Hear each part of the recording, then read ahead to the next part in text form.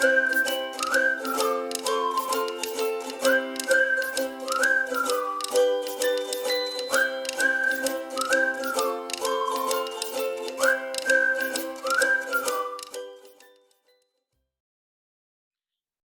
a todos, meu nome é Humberto Correia, sou, com muito orgulho, professor titular de psiquiatria da nossa Universidade Federal de Minas Gerais.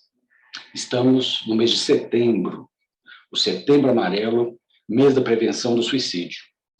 E pediram-me para falar sobre um assunto muito importante, a neurobiologia do comportamento suicida. Pois bem, eu refleti e decidi falar sobre filosofia. Parece diferente da neurobiologia do suicídio, mas eu espero mostrar que nem tanto. Nos próximos minutos, nós vamos tentar responder algumas perguntas filosóficas fundamentais. Entre elas, por que somos quem somos? E vamos tentar responder essa pergunta entendendo como a genética e como a nossa história de vida interagem, gerando um comportamento, no caso, o comportamento suicida. Biologia e filosofia de mãos dadas. Os meus conflitos de interesse, como determinam a Anvisa e o Conselho Federal de Medicina. Todos conhecem Finneas Cage, mas para quem ainda não teve oportunidade de conhecer melhor a história desse indivíduo, meados do século XIX, ele é norte-americano, trabalhava numa estrada férrea e tinha como função explodir rochas por onde passaria a estrada de ferro. Dizem que era um rapaz muito consciencioso, era o líder da equipe, muito respeitado pelos seus superiores, e um belo dia aconteceu um acidente. Ele tinha uma estaca, como mostrado aqui, que era usada para socar a pólvora colocada para explodir a rocha. Nesse acidente, essa estaca foi projetada e atravessou o crânio dele dessa maneira. O crânio dele está preservado hoje ainda na Universidade de Harvard. O que aconteceu? O Finneas Cage não morreu nesse acidente. Ele, após 2 meses afastado, ele voltou ao trabalho. A partir daí, ele passou a ter crises convulsivas frequentes. Mas mais importante, do ponto de vista científico e que desperta o nosso interesse até hoje, o comportamento do Finneas Cage mudou completamente. A sua personalidade mudou. O Finneas Cage, que era absolutamente consciencioso, escrupuloso, se tornou quase que o oposto disso. Familiar, falava palavrão, mexia com as pessoas. Nós temos relatos do médico que o atendeu na época, ele mexia com as mocinhas no centro lá da pequena cidade que ele morava, ou seja, um comportamento muito diferente do que ele tinha antes do acidente. Por que isso é importante? Lá em meados do século XIX, quando nós falávamos em comportamento, em personalidade, era muito mais fácil associar isso à alma ou a Deus do que ao nosso cérebro. Essa noção de que o cérebro é o responsável pelo que nós somos, nossos pensamentos, a nossa linguagem, os nossos sentimentos, é uma aquisição relativamente recente na nossa cultura. Daí a importância do Finneas Cage. Mostrar que o nosso cérebro, né, ele é o órgão responsável pelo que somos e a forma como agimos e reagimos ao ambiente, ao mundo. Um outro marco importante, Mendel e as suas ervilhas. Né? Todos nós estudamos lá no científico da minha época, o ensino médio de hoje, as famosas ervilhas de Mendel, azão, azinho, bezão, bezinho e assim por diante. Foi um marco importante, apesar de que hoje talvez não seja tão relevante o azão, o azinho, mas foi um grande marco. Mas para o nosso assunto de hoje, talvez mais importante do que o Finneas Cage e Mendel seja essa viagem que eu estou mostrando para vocês. Que viagem é essa? Viajar é sempre bom, né? Abre horizontes e abre a cabeça. Mas que viagem é essa? Eu estou falando aqui de Charles Darwin e a sua grande viagem no Beagle.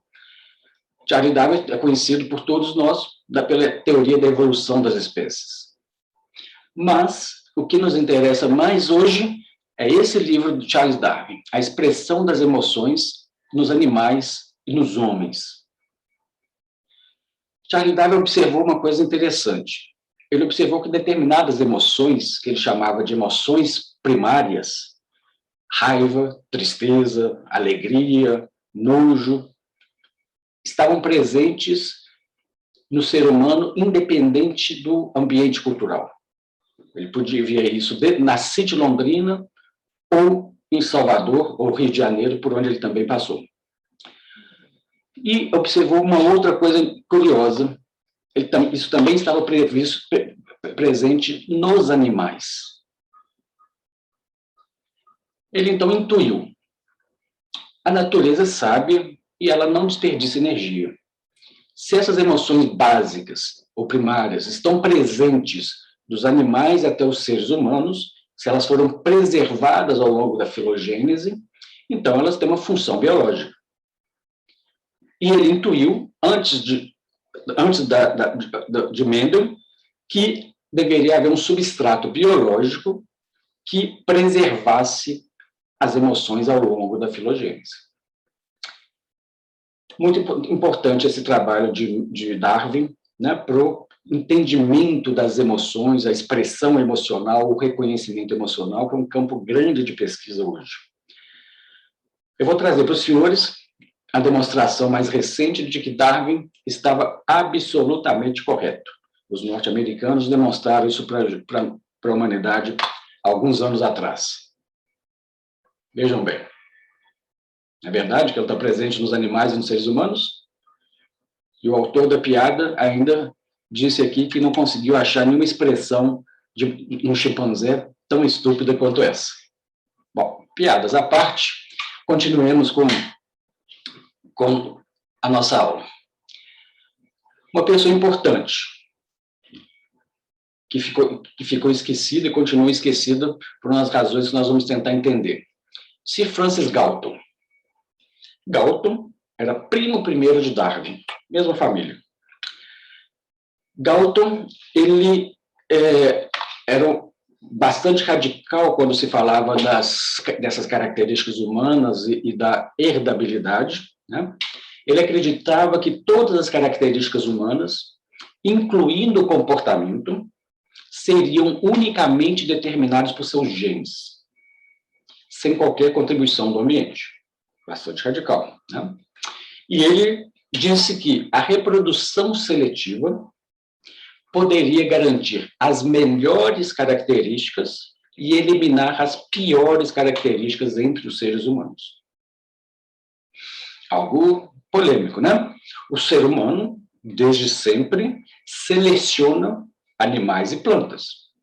Você vai cruzar um animal com uma vaca, com um touro, para ele dar mais leite, e assim você vai, pouco a pouco, aumentando a produção leiteira, você vai selecionando plantas mais produtivas, mais resistentes às pragas. O ser humano faz isso desde sempre com as plantas e com os animais. Como seria fazer isso entre nós, seres humanos? Selecionar as melhores características e eliminar as piores. Saímos diante de um conflito ético e moral importante. Até porque determinar o que é melhor e o que é pior, né, é algo perigoso, né? Mas o fato é que Galton propunha isso. E não só Galton, né? Obviamente havia toda uma corrente que, nesse momento, advogava isso. E ele publicou esse livro, Ensaios sobre a Eugenia, que foi um movimento que teve uma certa importância, né? Aqui algumas gravuras que eu trouxe, falando aqui, por exemplo, sobre o primeiro Congresso Internacional de Eugenia. Aqui uma figura brasileira, um quadro brasileiro, final do século XIX, onde nós vemos a senhora negra com a sua filha mulata, casada com um homem branco, para quê? Branquear a raça. Esse aqui é um mapa dos Estados Unidos, e a gente vê em escuro regiões onde eles, quanto mais escuro, né, mais eles haviam castrado, né, homens negros, tá? Também com esse mesmo objetivo. Mas talvez o mais radical de todos, né? Aqui uma propaganda alemã, anos 30 do século XX, onde ele se mostra aqui um homem, entre aspas, superior, ao lado de um homem, entre aspas, inferior, e a propaganda basicamente diz: se o homem inferior tiver o dobro de filhos do homem, entre aspas, superior, a proporção populacional na segunda geração será essa, e depois essa, e depois essa, e depois essa. Todos nós conhecemos o desfecho disso. Não podemos esquecer que esse tipo de pensamento está muito associado ao que aconteceu no mundo na Segunda Guerra Mundial, né? O eugenismo, a purificação da raça, raças superiores e coisas do tipo. O fato é que, em boa parte por causa disso, falar sobre genética humana ligada a comportamento, a inteligência, ficou esquecido durante décadas. Era quase proibido falar em genética humana. O pensamento dominante ao longo de todo o século XX, na psiquiatria, na psicologia, foi basicamente um pensamento sociológico e psicológico. Um grande predomínio da psicanálise, até os anos 70 do século XX, e também um grande domínio dos pensamentos sociológicos iniciados lá ainda no século XIX com Durkheim, principalmente Durkheim, mas também Augusto Comte, que é tido como o pai da sociologia. Reflexo disso: pesquisas em biologia associadas a comportamentos humanos ficaram por um bom período estagnadas. Mas a pergunta que eu faço: será que nós devemos deixar de pesquisar algo porque, em determinado momento da história, isso pode ter sido usado de uma forma inadequada? Quem mata? É o revólver ou é o ser humano? Esse aqui é um artigo da Marie Asberg. Marie Asberg é importante, eu vou mostrar daqui 2 minutos por quê. E ela diz exatamente isso. As explicações relacionadas ao suicídio, tradicionalmente, têm um viés social e psicológico. Tentativas de abordar isso, entender o comportamento também do ponto de vista biológico, ficaram durante muito tempo esquecidas. E aqui entra um pouquinho da minha própria história. Esse é um artiguinho que eu escrevi quando eu era estudante de medicina, fazendo iniciação científica lá na UFMG, no departamento de psiquiatria, que, como todo o resto da psiquiatria, tinha um predomínio enorme da psicanálise. E, na época, estudávamos suicídio em estudantes de medicina. E procurando os artigos, lendo, eu me deparei também com uma literatura sobre a biologia do suicídio, que me chamou muita atenção. O meu sentimento na época é de que aquele conhecimento me havia sido tolhido. É como, durante aqueles anos, eu estava lá estudando e ninguém falava sobre isso comigo. Descobri, pesquisando os artigos, e me senti, de uma certa forma, traído. Por que nenhum professor nunca falou sobre biologia do comportamento comigo? E aí, fazendo uma revisão da literatura, publicamos esse artiguinho sobre o suicídio e o ácido 5-hidroxoindolacético no líquor, que era, na época, onde nós tínhamos mais pesquisas e mais dados. Como diz Ortega y Gasset, eu sou eu e minha circunstância. E se não salvar ela, não me salvo a mim. E assim, adentrei esse mundo da biologia do comportamento suicida ou da biologia do comportamento humano de uma forma geral. Mas voltando em Marie Asberg, 1976, ela e outros pesquisadores no mundo estavam estudando depressão e serotonina. 72 surgiu o primeiro antidepressivo serotoninérgico da história, a zimelidina, né? E pesquisadores vinham, então, estudando esse metabólito da serotonina, o ácido 5-hidroxilacético, no líquido de pacientes deprimidos. Ela, então, publicou um artigo nesse ano, na Science, mostrando que talvez houvesse dois subgrupos bioquímicos diferentes na depressão, um subgrupo com baixas concentrações desse metabólito da serotonina, um outro grupo com concentrações, entre aspas, normais. Aconteceu um acaso, um acidente no estudo, como frequentemente acontece na ciência, que acasos acabam mudando o rumo das pesquisas. Durante o estudo, 2 pacientes se mataram. E ela, então, passou a investigar a história de comportamento suicida dos outros pacientes. E observou uma coisa interessante. Nesse grupo de baixas concentrações do ácido 5-hidroxilacético, se concentravam os pacientes que tinham se matado e que tinham feito tentativas de suicídio violentas. Ela, então, no mesmo ano, publicou um outro artigo no Archives of Journal of Psychiatry, sugerindo que baixas concentrações desse metabólito da serotonina estariam ligadas não à depressão, mas ao comportamento suicida. Foi o primeiro estudo do tipo, e é um estudo que foi repetido por vários grupos diferentes, não só no diagnóstico de depressão, mas em outros diagnósticos psiquiátricos. E foi, durante um bom tempo, o artigo em psiquiatria biológica mais citado no mundo. Esse método, a dosagem licórica do ácido 5-hidroxilacético, ele tem várias limitações. Primeiro, a dificuldade de se fazer uma punção licórica, e segundo, que é meramente a medida de um metabólito. Tem pouca informação sobre a função serotoninérgica propriamente dita. Um outro método que surgiu depois, anos 80 e anos 90 do século XX, na psiconeuroendocrinologia, foi um estudo com substâncias que agiam sobre a função serotoninérgica, assim como outras funções, e o que foi mais usado, provavelmente, é a fenfluramina e, mais especificamente, a defenfluramina.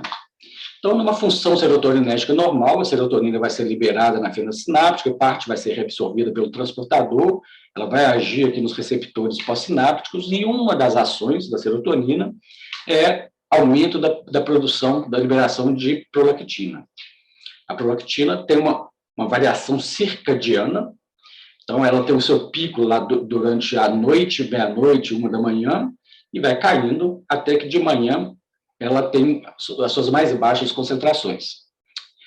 Quando eu administro fenfluramina para o paciente, eu provoco um aumento da liberação de serotonina, eu inibo o transportador, ou seja, aumenta a disponibilidade de serotonina na fenda sináptica, mais serotonina agindo no neurônio pós-sináptico, mais prolactina sendo liberada. Então, quando eu dou fenfluramina para o paciente de manhã, eu vou ter uma curva mais ou menos desse tipo, né? Indo na contramão do ritmo circadiano, aumentando a concentração de prolactina. E nós fizemos vários estudos desse tipo. Basicamente, no protocolo padrão, o paciente ele tem que estar sincronizado do ponto de vista sono-vigília. Então, o paciente, durante 3 dias, pelo menos, ele é monitorado para dormir e acordar mais ou menos no mesmo horário. Nós administramos, fazemos coletas de sangue para avaliar prolactina e outros hormônios, e às 9 horas da manhã administrávamos ou a fenfluramina ou um placebo. Com placebo, o que nós vemos é a curva normal circadiana da prolactina e dos outros hormônios. Quando eu administro fenfluramina, a curva que eu observo é desse tipo. Medimos a função serotoninérgica como sendo a área sobre essa curva, a diferença entre as duas curvas. Assim, nós e outros pesquisadores, naquele momento, fizemos essa técnica em pacientes, por exemplo, com depressão. Esse é um estudo já publicado no início dos anos 2000, com a defenfluramina, onde nós mostramos que os pacientes depressivos que tinham história de terem tentado suicídio tinha uma redução da função serotoninérgica quando comparados a controles sadios e a pacientes depressivos que nunca tinham tentado suicídio. Ou seja, uma redução da função serotoninérgica estava associada ao comportamento suicida e não ao diagnóstico de depressão. Fizemos também com outros diagnósticos. Esse é um outro estudo realizado em pacientes não com depressão, mas em pacientes com esquizofrenia e com resultados semelhantes. Aqui a curva do paciente esquizofrênico que tinha tentado suicídio e dos controles e dos pacientes que nunca tinham tentado suicídio, mostrando que uma redução da função serotoninérgica estava associada ao comportamento suicida e não a um diagnóstico psiquiátrico em particular. Outra coisa que nós sabemos é que o comportamento suicida ele é, em parte, geneticamente determinado. Nós temos estudos de genética epidemiológica já de décadas, tanto estudos de família, onde eu vou estudar a agregação do comportamento suicida em determinadas famílias quando comparado a outras. Eu vou dar um exemplo de um estudo que nós realizamos na Universidade Federal de Minas Gerais, onde nós mostramos que os pacientes que tinham uma história de tentativa de suicídio tinham familiares, tanto em primeiro e segundo grau, com muito maior frequência também de comportamento suicida do que os pacientes que nunca tinham tentado suicídio.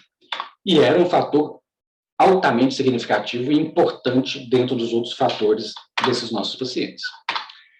Nós temos também estudos com gêmeos, comparando a concordância do comportamento suicida entre gêmeos monozigóticos e gêmeos dizigóticos, e estudos de adoção, que são, talvez, a ferramenta de genética epidemiológica mais potente. Aqui, como nós fazemos?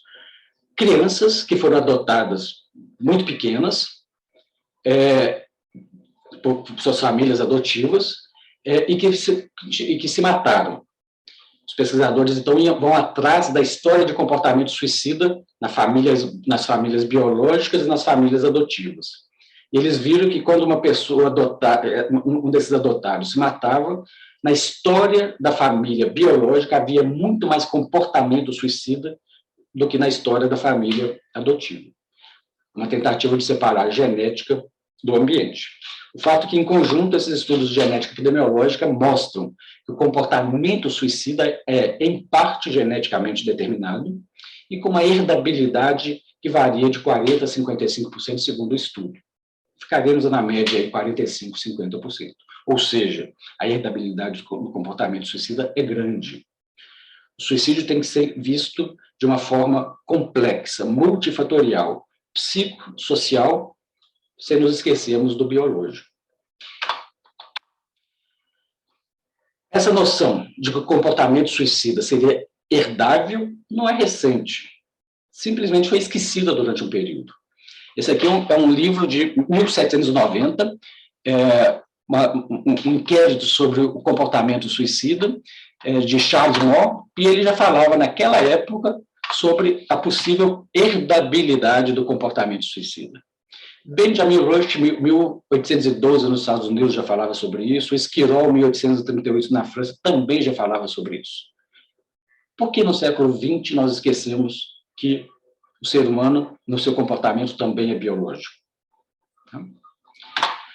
Bom, em 1953 aconteceu também algo muito importante. O que seria?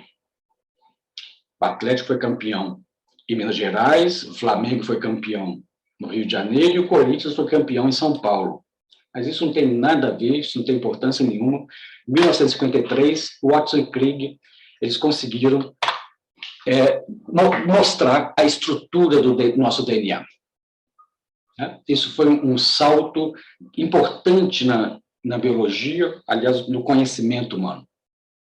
Esse é o artigo deles, publicado na Nature, 25 de abril de 1953, e eu sempre mostro para os meus alunos. Óbvio, pela importância do tema, mas falando também sobre uma outra coisa. O artigo de Watson e Crick, que revolucionou a biologia, tem uma página na Nature. Uma página e mais um parágrafo na página seguinte.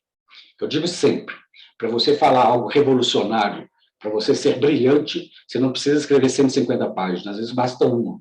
Às vezes uma página é mais importante do que 1.500. né? Nós temos que ter capacidade de síntese e colocar no papel realmente aquilo que é o relevante. Tudo que é acessório, né, fica para a literatura. A ciência ela tem que ser concisa. Bom, sabendo que a serotonina está associada ao comportamento suicida, sabendo que, em parte, o comportamento suicida ele é geneticamente determinado, o próximo passo foi estudar genes associados à função serotoninérgica. E assim foi feito a partir do final dos anos 90 do século passado, quando começou-se a decodificar a sequência de alguns genes. O primeiro deles, o transportador de serotonina. O transportador de serotonina é a proteína mais importante quando nós falamos de função serotoninérgica. Ele está localizado no braço longo do cromossomo 17, e em 1996 conseguiu-se decodificar a estrutura completa desse gene, e iniciou-se, então, a partir daí, estudos tentando associar esse transportador, o gene desse transportador, com o comportamento suicida. E vários polimorfismos e mutações foram encontradas a partir daí. A primeira, e muito importante, uma mutação na região promotora desse gene, que levava a que alguns indivíduos que tinham essa mutação tinham um transportador que funcionava 2 vezes menos do que as pessoas que não tinham essa mutação. Hoje, nós conhecemos dezenas de outras mutações. Essa foi a primeira e continua sendo muito importante. Pois bem, os pesquisadores se lançaram, então, nos chamados estudos de associação, tentando associar polimorfismos desse transportador, em particular esse que eu citei, com o comportamento suicida. Em 2003, o Turek publicou essa primeira meta-análise, com 2 estudos, onde eles mostraram uma associação com tentativas de suicídio, mas não com suicídios completos. Nesse mesmo ano, 2003, nós aqui na Universidade Federal de Minas Gerais, publicamos esse estudo na Molecular Psychiatry, avaliando pacientes com depressão, pacientes com esquizofrenia e o gene do transportador de serotonina. E nós mostramos que essa mutação do transportador de serotonina, ela estaria associada com tentativas violentas de suicídio, mas não com tentativas leves. Um paciente que tinha essa mutação, ele tinha 4 vezes mais chance de fazer uma tentativa de suicídio violenta do que um paciente que não tinha essa mutação. Pouco tempo depois, já com 18 estudos, essa meta-análise confirmou o que nós encontramos. Então, o alelo S associado com tentativa violenta de suicídio, mas não com tentativa não violenta. Vários outros genes associados à função serotoninérgica foram estudados. Nós temos vários receptores serotoninérgicos, tanto pré quanto pós-sinápticos. Todos eles foram estudados, resultados negativos ou limitados. O que foi talvez mais estudado é o receptor 5-HT2A, né, que tem, entre outras mutações, essa que está mostrada na gravura. Nós também estudamos, né, em vários estudos, essa mutação do receptor 5-HT2A e não encontramos associação com comportamento suicida, tá, como confirmado pelas meta-análises subsequentes. Também temos enzimas, tanto de síntese, caso da triptofano hidroxilase, quanto de degradação, caso da monaminoxidase, que foram amplamente estudadas, com resultados parciais. Parece que principalmente a MAUA estaria mais associada à impulsividade e agressividade do que propriamente ao comportamento suicida. A triptofano hidroxilase, depois do transportador, foi o gene mais amplamente estudado. Nós temos dezenas de estudos, nós realizamos alguns aqui em Belo Horizonte. Aqui só para ilustrar alguns dos artigos que nós publicamos sobre essas associações entre genes variados, mutações variadas e comportamento suicida. O fato é que estávamos todos num período de euforia. Todos se lembram do anúncio feito pelo Clinton da decodificação completa do nosso genoma. O Clinton, como bom político, anunciou isso antes de que de fato estivesse completo, né? O político gosta de inaugurar a ponte antes dela estar terminada, estradas está terminada, e no caso aqui, a decodificação do genoma onde está realmente terminado. Mas foi um marco importante. Naquele momento, parecia que estávamos diante de uma avenida aberta e sem obstáculos. Agora nós conhecemos completamente os nossos genes, nós vamos elucidar o mecanismo de todas as nossas doenças, inclusive, no nosso caso, das doenças psiquiátricas e do suicídio. Começaram a surgir, inclusive, testes genéticos para várias doenças, alguns muito usados até hoje e relevantes, e muitos usados na psiquiatria. Aqui, em particular, a Neuromark de 2008 é um teste para aumento do risco de suicídio com 4 genes, segundo eles, que seriam importantes. Quais genes eram esses? Esses que eu já citei para os senhores. Transportador de serotonina, enzima o gene codificador da triptofana hidroxilase, o gene da monaminoxidase e também o gene da CONT. Nesse momento, parecia que estávamos, de fato, descobrindo e entendendo a genética do comportamento suicida, porque esses 4 genes, naquele momento, pareciam que explicavam o comportamento suicida. Pois bem, como diz Bernard Shaw, para todo problema complexo, existe uma solução clara, simples e errada. Doce ilusão a nossa, né? O Ortega y Gasset, gosto muito dele, sempre que ensinar, ensine também, ao mesmo tempo, a duvidar do que você está ensinando. Por quê? O transportador de serotonina, nós sabemos, ele de fato está associado ao comportamento suicida. Nós não temos dúvida nenhuma, hoje em 2021, de que isso seja verdade. Mas começaram a surgir uma série de estudos mostrando a associação do transportador de serotonina, de suas mutações, com uma série de outras condições, como depressão, transtorno obsessivo-compulsivo, ansiedade, resposta aos antidepressivos, neuroticismo, TDAH, autismo, ativação do corpo amigdaloide e outros. Como explicar que 1 ou 2 mutações de um gene pudesse estar associada a tanta coisa ao mesmo tempo? Essa é a pergunta que começou a intrigar a comunidade científica. A resposta a isso talvez tenha começado nesse artigo aqui, 2002, do grupo do Weinberg, o Hariri, primeiro autor, onde eles fizeram o seguinte experimento. Eles fizeram uma ressonância funcional do corpo amigdaloide. O corpo amigdaloide lembra lá do sistema límbico, onde eles pegavam faces, lembra lá do Darwin, as emoções? Ele pegava faces expressando a emoção medo e fazia uma ressonância funcional nesse momento. Eles observaram que um subgrupo de pacientes fazia uma hiperativação do corpo amigdaloide. Quando eles foram estudar o gene do transportador de serotonina desses pacientes, eles viram que os pacientes que faziam essa hiperativação eram os pacientes que tinham a tal mutação do transportador de serotonina. Por quê? O que está acontecendo?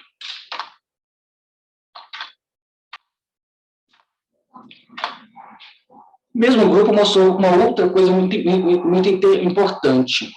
Esses pacientes que tinham essa mutação, eles tinham como que se fosse uma perda da integridade do circuito córtex pré-frontal, sistema límbico. As pessoas nascem, são concebidas com essa mutação, né? Isso levava a essa alteração estrutural no circuito córtex límbico, nas pessoas que tinham essa mutação. Um esqueminha para tentarmos entender os porquês. Diante de um estímulo qualquer, particularmente um estímulo ameaçador, isso vai chegar no nosso tálamo, do tálamo, corpos amigdaloides, interagindo com o hipocampo. Essa informação vai chegar também no nosso córtex pré-frontal. O córtex pré-frontal vai, então, entre aspas, controlar o sistema límbico, né? Então, chega a ameaça, o sistema límbico se ativa e o córtex vai falar, não, isso não é tão ameaçador assim. E ele vai ter uma resposta eferente dos corpos amigdaloides em hipotálamo, substância cinzenta, locus ceruleus. Vamos imaginar um indivíduo que tem essa mutação, diante do mesmo estímulo. Ele vai fazer uma hiperativação do dos corpos amigdaloides, ele perde esse retrocontrole do córtex pré-frontal, e o resultado vai ser uma hiperativação das vias eferentes, liberando, por exemplo, muito mais cortisol na corrente sanguínea via adrenal, hipotálamo, hipófise adrenal, por exemplo. Então, é como se esse indivíduo que tivesse essa mutação, ele estivesse sempre diante dos estímulos, fazendo uma hiperativação da amígdala, liberando cortisol na sua corrente sanguínea. Isso ao longo de toda a sua vida. Certamente alguma repercussão isso vai trazer. Começamos a entender isso também nesse outro estudo do CASP.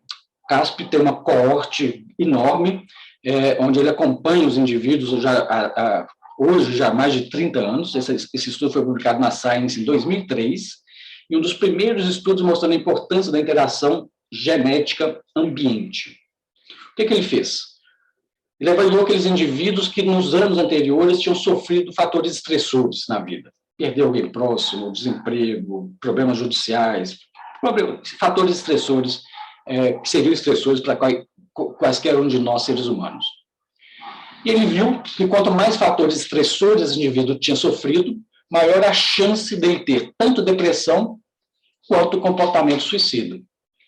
Mas essa probabilidade era diferente segundo o transportador, o polimorfismo do transportador de serotonina. Os indivíduos que tinham essa mutação do transportador tinham um risco muito maior, tanto de desenvolver um quadro depressivo quanto de comportamento suicida, do que os indivíduos que não tinham essa mutação. Ou seja, em resposta a um fator estressor, alguns indivíduos vão ter uma chance muito maior de fazer um episódio depressivo. Que indivíduos são esses? Aqueles que já são geneticamente vulneráveis. Em resposta ao estresse, alguns indivíduos vão ter uma chance muito maior do que outros de ter um comportamento suicida. Quais indivíduos? Esses que já têm essa mutação no transportador de serotonina. Pois bem, algo semelhante foi mostrado por outros genes. Eu falei da monaminoxidase. Esses pesquisadores mostraram que a chance do indivíduo, quando ele sofre maus tratos na infância, desenvolver comportamento antissocial quando adultos, é maior conforme uma mutação, haver ou não uma mutação no gene da monaminoxidase. E os pesquisadores mostraram também que esses indivíduos tinham uma resposta exacerbada no corpo amigdaloide em resposta a esse teste de imagem, e essa resposta era tanto maior de acordo com ter ou não essa mutação do gene codificador da monaminoxidase. E, muito interessante, a monaminoxidase, a testosterona, ela funcionaria como ela aumentaria a impulsividade e agressividade desses indivíduos que têm essa mutação, não aumentaria tanto dos indivíduos que não têm essa mutação, e a testosterona, ela serviria, maiores níveis de testosterona também interromperiam o circuito córtex-amígdala, córtex-sistema límbico. Algo semelhante foi mostrado com a catecol-metiltransferase. A catecol-metiltransferase, então, ela está associada, indivíduos que têm essa mutação estaria associado a uma menor tolerância à dor, mas em interação com o sistema miopioide, por exemplo, num mecanismo semelhante ao que eu mostrei para a monaminoxidase ou para o transportador de serotonina. Então, nós saímos de algo simples, 3, 4 genes explicando o comportamento suicida, e chegamos em algo um pouquinho mais complexo. Por quê? Primeiro, um gene interagindo com outro, ou seja, né? E outros genes participando desse processo. O transportador de serotonina, por exemplo, ele estaria associado a uma resposta exagerada ao estresse, né? A monaminoxidase estaria associada mais à impulsividade e agressividade, a CONT mais também impulsividade e agressividade. Então, dependendo da combinação de mutações, eu posso ter um indivíduo que reage de forma exagerada ao estresse e ainda por cima é mais impulsivo. Imagina a consequência disso, né? Tudo isso mediado pelos fatores ambientais, situações estressoras principalmente, mas também sistema opioide, testosterona, cortisol e outros. Aqui estávamos mais ou menos em 2010, estávamos achando que estávamos montando o nosso quebra-cabeça, estávamos começando realmente a entender o fenômeno. Até que nos atentamos para o seguinte: a genética não é o nosso destino. Sugiro a todos ler esse pequeno artiguinho, Os Contos da Diversidade, dezembro de 2010, publicado na Nature, onde ele traz alguns relatos de situações catastróficas para a humanidade, em que grupos populacionais humanos passaram por grandes estresses, grandes dificuldades. Exemplo, a grande fome de Mao Tse Tung. Outro exemplo, a chamada Hunger Winter, 1944. 3 milhões de holandeses ficaram cercados pelos nazistas, sem comida, durante meses. Eles recebiam uma ração diária de batatas, que era uma fração das calorias necessárias. E o que aconteceu nesse momento é que, primeiro, a taxa de fertilidade dessa população caiu pela metade, ou seja, eles conceberam metade dos filhos que eram esperados. Mas, mais importante, as crianças concebidas nesse período nasceram com uma série de doenças a mais do que é esperado, incluindo doenças psiquiátricas, como depressão e esquizofrenia. Por quê? Como entender isso? E mais importante, no segmento dessa coorte, observou-se que a segunda geração, ou seja, essas crianças foram concebidas aí, já quando adultas, vivendo num mundo absolutamente normal, também tiveram filhos com mais depressão, mais esquizofrenia, transtorno de personalidade e outras doenças. O que terá acontecido? Esse é um artigo interessante, um dos primeiros do tipo, ainda em 2008, onde eles pegaram gestantes e avaliaram depressão nessas gestantes. E viram que quanto mais grave era a depressão, maior o risco do bebê intraútero sofrer modificações, que hoje nós entendemos como modificações epigenéticas, aqui no caso, no gene codificador do receptor de glucocorticoide. Está intimamente ligado à depressão, ansiedade e outros. Ou seja, por algum mecanismo, o fato dessa mãe estar deprimida levou que o bebê tivesse essas alterações epigenéticas. Muito provavelmente é o que aconteceu aqui. Essas crianças, né, cujas mães estavam passando por situações estressoras, difíceis, possivelmente tenham sofrido também alterações epigenéticas ainda intraútero. Eu gosto muito desse artigo porque ele é bastante ilustrativo. É em animais, ratos. Eles pegaram 2 grupos de ratinhos geneticamente idênticos.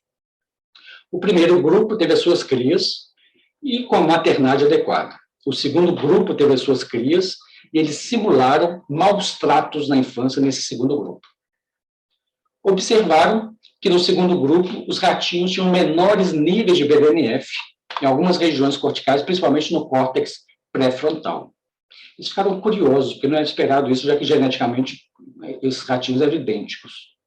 E observaram, então, que esses ratinhos haviam sofrido alterações epigenéticas no gene codificador do BDNF. Mais curioso ainda, eles foram avaliar a segunda geração. Então, as crias das crias do grupo 1 e do grupo 2, e observaram que também no grupo, na segunda geração do grupo 2, os ratinhos também tinham menores níveis de BDNF. Nós estamos aqui em 2009 e eles não entendiam ainda completamente o fenômeno. Hoje nós sabemos que, em parte, essas alterações epigenéticas podem passar de uma geração a outra. Eles não sabiam disso naquele momento. Passam em parte. Mas eles intuíram algo que hoje consideramos da maior importância. Os ratinhos da segunda geração, como eles não tiveram uma boa maternagem, eles também não sabiam maternar, o que também, em parte, explicava esses menores níveis de BDNF na segunda geração. Ou seja, uma alteração biológica, no caso genética, pode passar de uma geração a outra por via genética, mas também por via de um comportamento, aprendido ou não aprendido. Se você não sabe maternar, você não vai maternar o seu filho, e seu filho vai sofrer, entre aspas, maus tratos na infância e vai levar a alteração também no seu gene. Biologia e ambiente estão intimamente ligados numa relação dialógica. É impossível separar um do outro.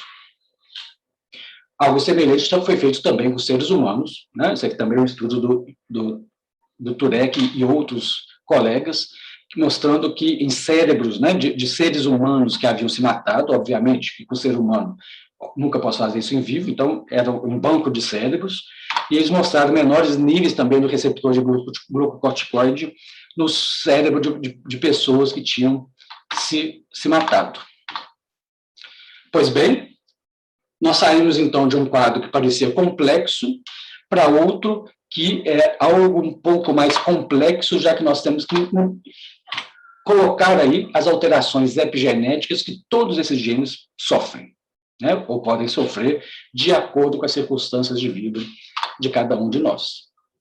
Para completar, ou para complicar mais ainda, hoje nós temos estudos de microarray, principalmente, que mostram que não são 3 ou 4 genes associados ao comportamento suicida, mas seriam dezenas de genes, talvez centenas de genes associados ao comportamento suicida. O transportador de serotonina, que eu disse logo no início, ele está associado ao comportamento suicida? Sim. E é possivelmente o gene que individualmente está mais associado ao comportamento suicida. Mas ele sozinho não explica nem 2% de toda essa grande equação comportamento suicida. Nós temos, na verdade, dezenas de genes, centenas talvez, ligados a esse comportamento, esses genes interagindo entre si, né, e sofrendo influência do nosso ambiente. Lembrando ainda que o comportamento suicida, ele por si só já é complexo, vai da ideação suicida até o suicídio propriamente, né? E o comportamento suicida, ele acontece quase sempre em uma pessoa que tem um transtorno mental, uma depressão, esquizofrenia, transtorno bipolar ou outro. Cada uma dessas doenças tem a sua própria cascata neurobiológica. Provavelmente o comportamento suicida associado à depressão é um pouquinho diferente, é um mecanismo biológico do comportamento suicida associado ao transtorno bipolar.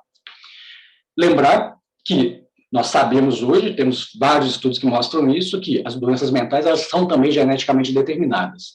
Mas a transmissão do comportamento suicida é diferente da transmissão da doença psiquiátrica. São 2 mecanismos diferentes. Terminando, como é que nós entendemos hoje o comportamento suicida? Aqui um esquema muito simples, né, só para ilustrar. Vamos imaginar um indivíduo que tem uma vulnerabilidade genética para o comportamento suicida e ele vai, ao longo da vida, sofrendo vários estresses, abuso na infância, insultos precoces variados, bullying, uso de substâncias, maconha, álcool, mais fatores estressores ao longo da vida, doença mental, ele se deprime.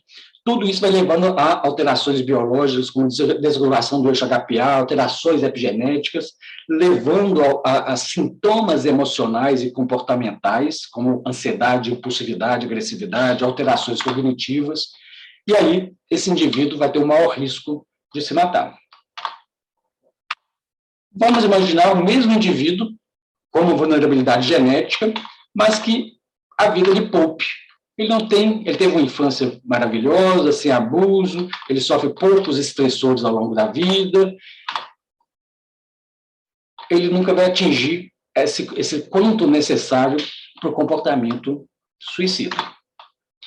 Vamos imaginar uma situação diferente. Um indivíduo que não tem uma vulnerabilidade genética para o comportamento suicida, mesmo que ele sofra o mesmo tanto de fatores estressores que o primeiro caso, abuso, substâncias, etc., ele também teria o menor risco de expressar o comportamento suicida.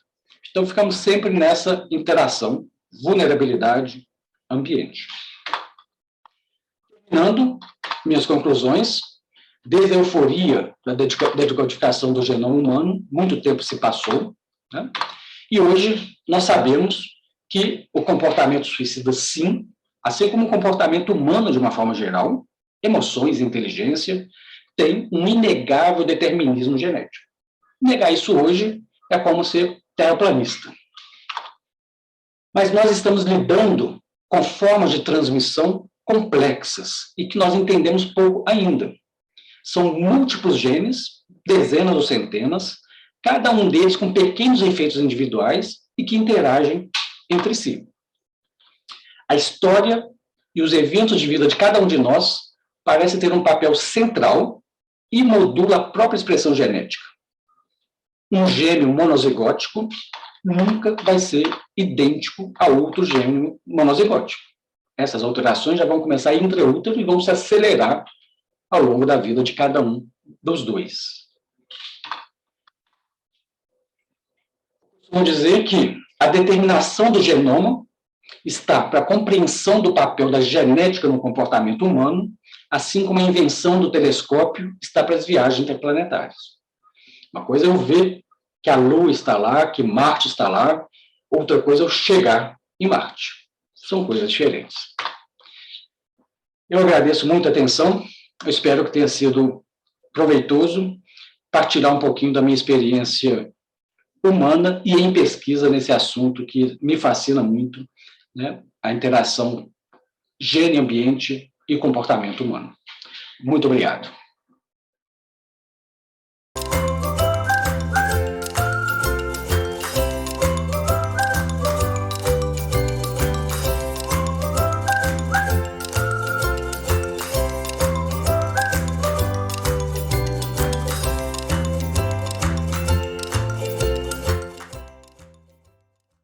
O sofrimento é individual, mas todos podemos ajudar. Uma sociedade mais fraterna depende de todos. O CVV está disponível e oferece apoio emocional 24 horas por dia, acolhendo sem julgamentos.